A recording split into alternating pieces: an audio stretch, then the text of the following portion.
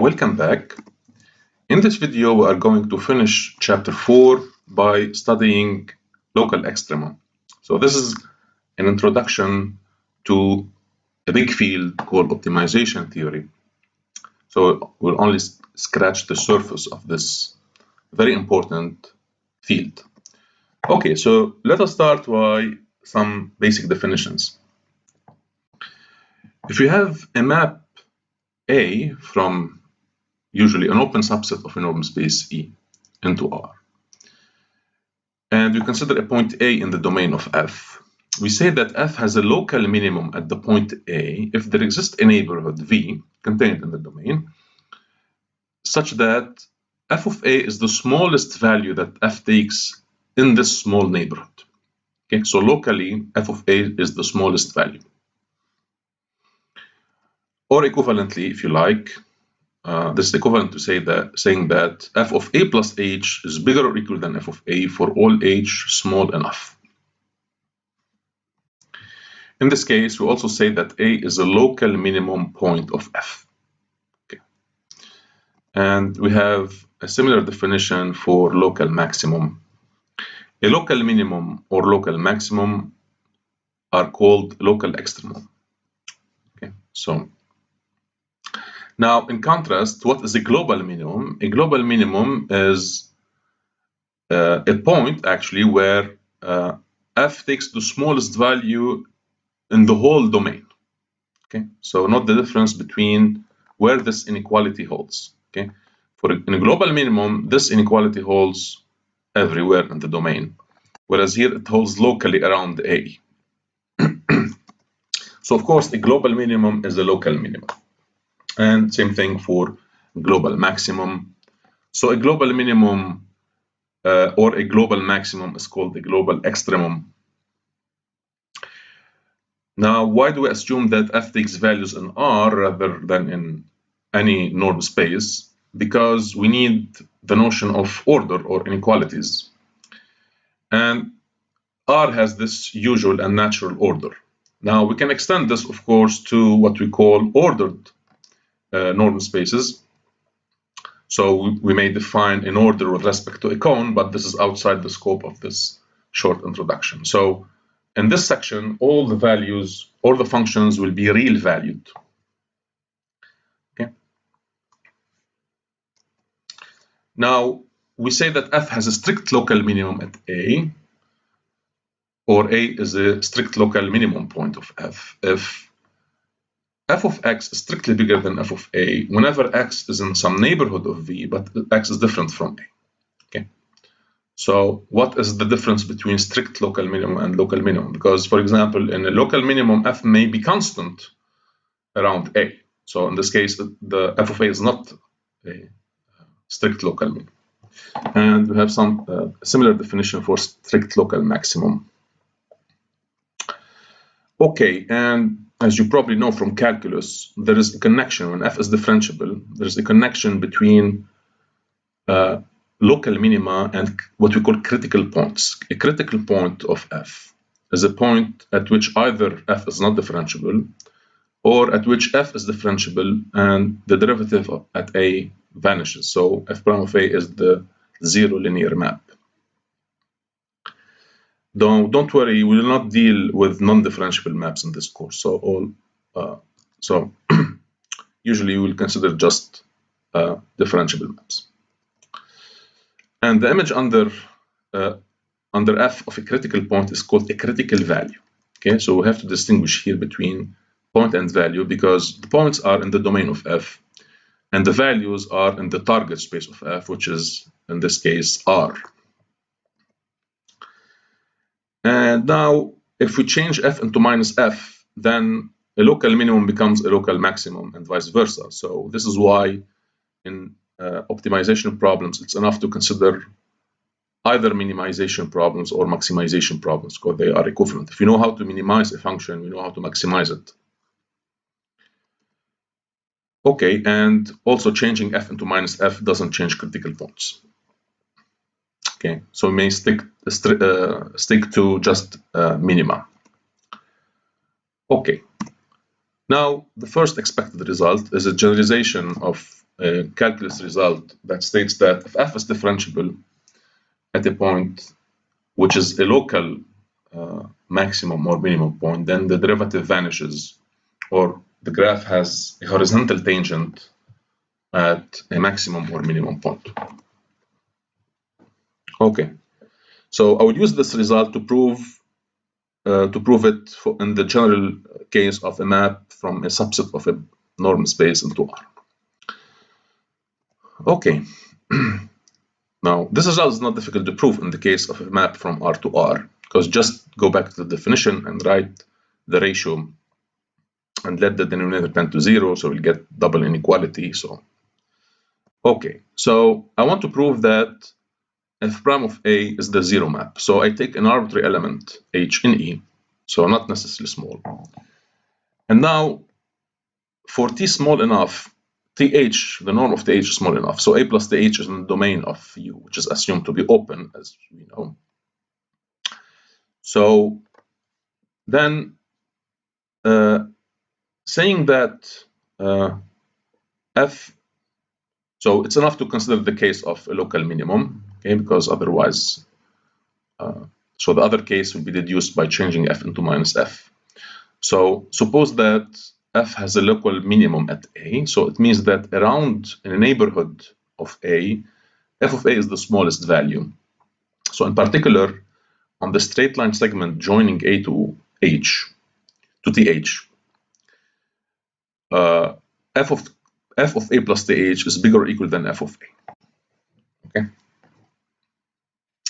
So for example, this is true for t between minus delta and delta. This is the assumption that f has a local minimum at A. Okay, so this means that v of t is bigger or equal than v of 0 for t small, because v of 0 is just f of A. And by the standard result of calculus, we know that v prime vanishes at 0. Okay. Yeah, so just I have to assume that f is differentiable, okay, because otherwise all this discussion is empty. Okay, actually, if f is not differentiable, there's nothing to prove, because by definition, if f prime is not differentiable at A, then A is a critical point, but would not consider this case. So we can add the assumption that f is differentiable. Okay, so by the chain rule, or just by going back to the definition, it's easy to prove that v prime of t is f prime at A plus th in the direction h. Okay, we used this before. Okay, this is just the simple rule of chain rule.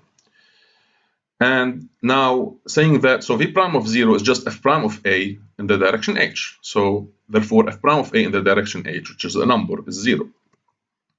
But since h was arbitrary, this means that f prime of A is the 0 linear map.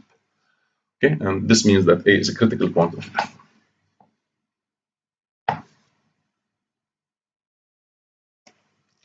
Now, of course, as you know, the converse is not true, because you may consider the standard example of the cubic function. Its derivative is 3t squared, so it vanishes at 0, but 0 is not a local extremum of f. Okay, so this is why, in order to detect local minima and maxima, we need an extra condition. Okay, so it's usually the second order derivative which plays an important role in detecting local maxima and minima. So the fact of being a critical point doesn't mean that f has a local extremum at that point. Okay, so this is why when we want to search for local extrema, we search them among the critical points of f. Okay. But once again, not all the critical points. So the critical points are candidate, but not all of them are necessarily local maxima or minima. Now, a critical point at which f has no local extremum, so a critical point which is not a local extremum point, is called a saddle point. Okay, probably know that. Point de saddle in French. And this terminology comes from an analogy, at least in the case of a function of two real variables. If near a point, a critical point, f has no local extremum or minimum, then the graph or the surface of f looks like the saddle that you put on a horse. So this is an example of a saddle point. You see here that the graph of f has a horizontal tangent at this point, but this point is not a local minimum or maximum point. Okay. Okay, so now we go to the second order condition. So suppose that f is twice differentiable at the point A. We say that the bilinear symmetric form is positive, and we write f del prime of A is bigger or equal than 0. This is just a shortcut for saying that the value of f double prime along the vector xx, which is a number now, is bigger or equal than 0. So here, in general, f double prime of A is not a number. It's a number if E is R, or one-dimensional, but in general, it's a bilinear map. Okay. If E is Rn, this is just, as we know, the Hessian matrix. Okay. So in this case, and we say that f double prime of A is positive definite or positive non-degenerate, which is a stronger condition, if f double prime of A in xx is bigger or equal than a certain constant alpha times the norm of x squared. Okay. So as you said, for a function of a real variable, saying that f double prime is positive means that the number f double prime is bigger or equal than 0. And saying that f double prime of A is positive definite means that the number f double prime of A is positive. Okay. Now, you may studied in linear algebra the concept of a positive definite matrix. And this is the same meaning here. If we have a function of n variables, as we know, f double prime is what we call the Hessian matrix, or can be identified as the Hessian matrix of mixed partial derivatives. So saying that f double prime, the bilinear map f double prime of A is positive means that the matrix, the Hessian matrix, is positive, which means that if I multiply f double prime to the right by a column vector in Rn and multiply to the left by a row vector, by the same row vector, then I get something, a number which is bigger or equal than 0. Okay, so it's just the same definition, but the notation is slightly different because it's really the same thing. So f double prime of x squared or f double prime of A in the vector xx is just the same number here. And same thing for, so this means that, as you probably know, that the eigenvalue of the Hessian matrix are bigger or equal than 0.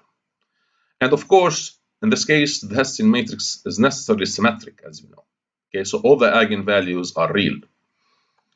Okay, and saying that the f double prime is positive definite has the same meaning in algebra. Okay, it means that when I multiply the Hessian matrix to the right by x and to the left by the transpose of x, I get something bigger than a constant times the positive constant times the norm of x squared.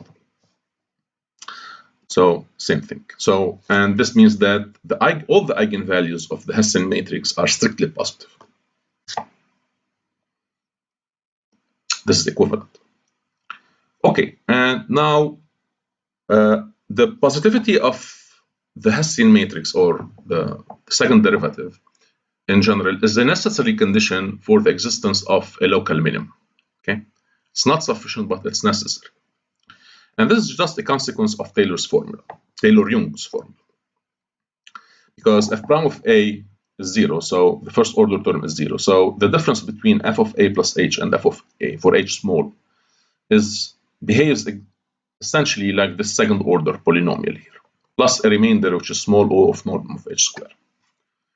Okay, and now I want to prove that this bilinear form is bigger or equal than is positive. So for this, I pick an arbitrary element x in E. So I go back to the definition. Now x need not be small, but when I multiply it by a small number t, then I get a small number. Therefore, if epsilon is given, then the remainder in absolute value, because here everything is real here. Okay? So the norm in the target space is just the absolute value.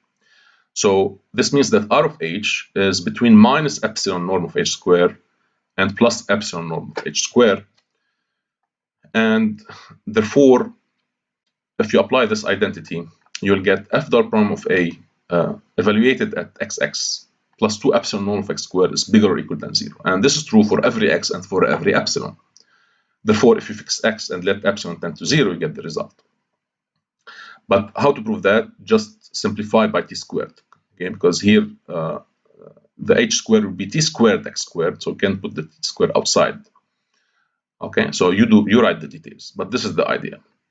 Okay, and of course this necessary condition is not sufficient. Okay, and you should easily give a counterexample, even in one dimension. Okay, so now we give a sufficient condition under the assumption that f is twice differentiable. If A is a critical point of f and f double prime is positive definite, then f has a strict local minimum at A. Okay, and this is again consequence of Taylor-Young's formula. So we write it this way as before, but now I have to prove the converse. In the previous proposition, I knew that this is non-negative. Now I want to prove that this is strictly positive if h is different from 0.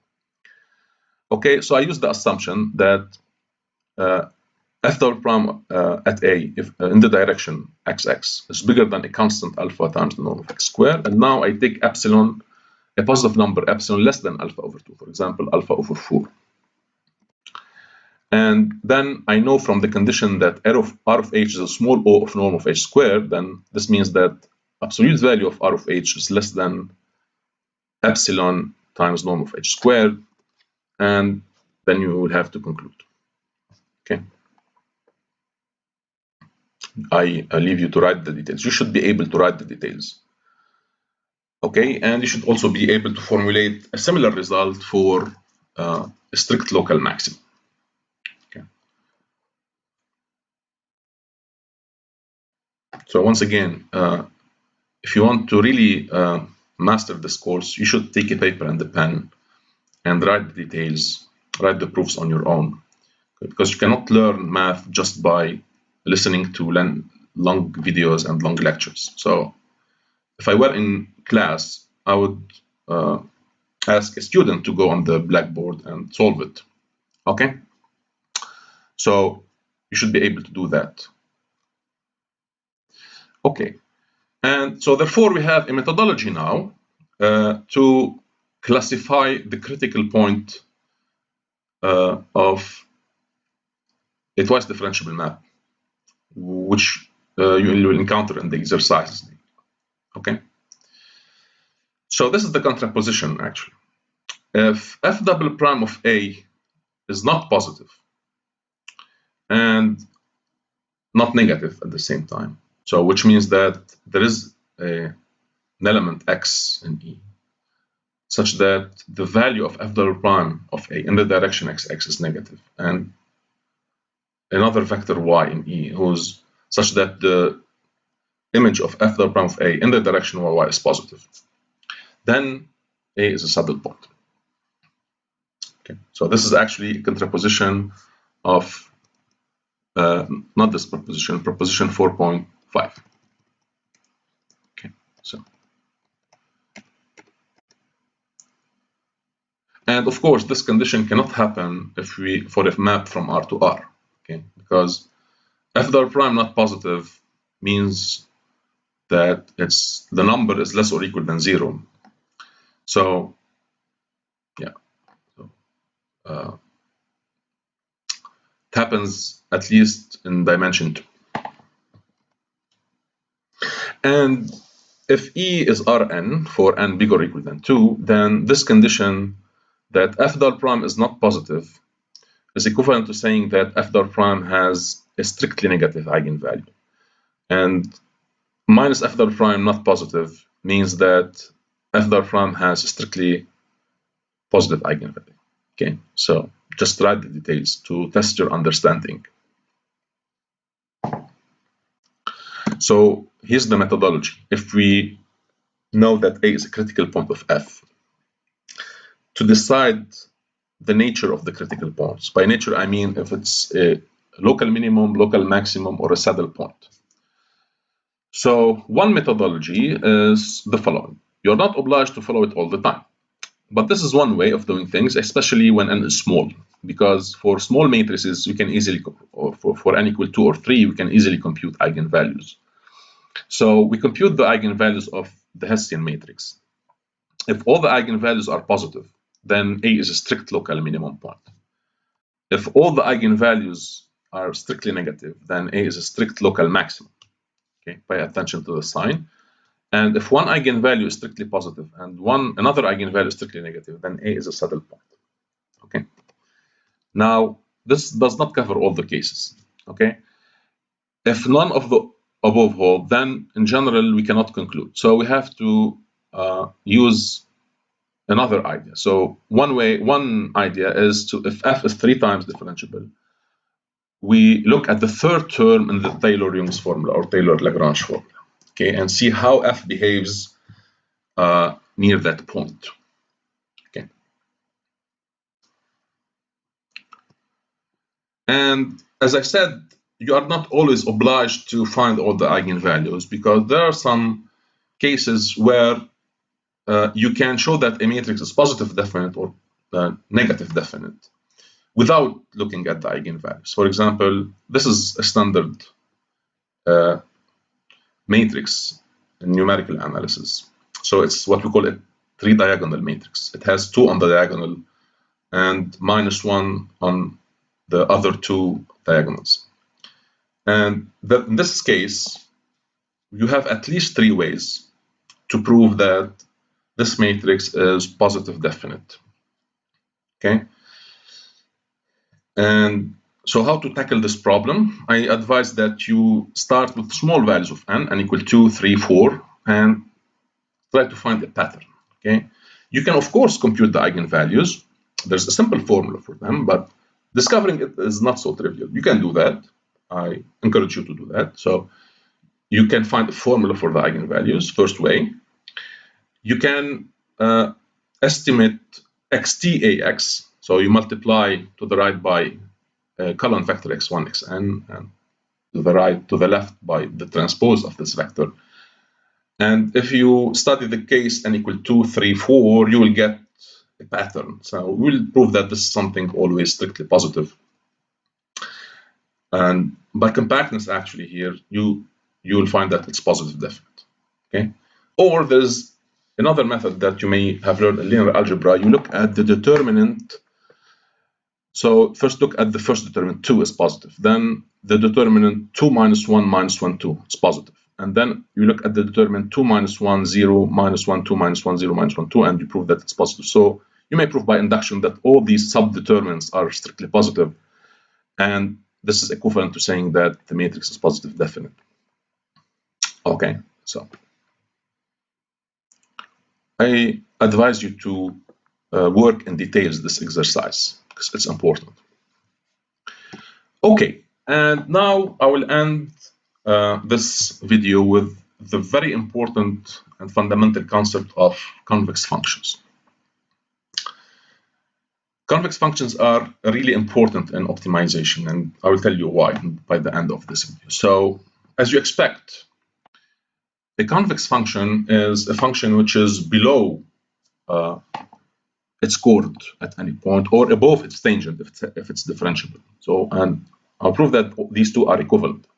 But the definition, the official definition, which doesn't involve any differentiability condition, is the following.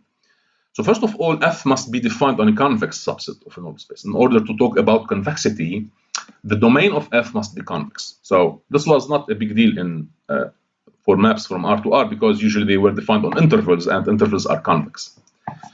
Okay, so in words, this means that f of a convex combination of two elements is less or equal than the convex combination of the images.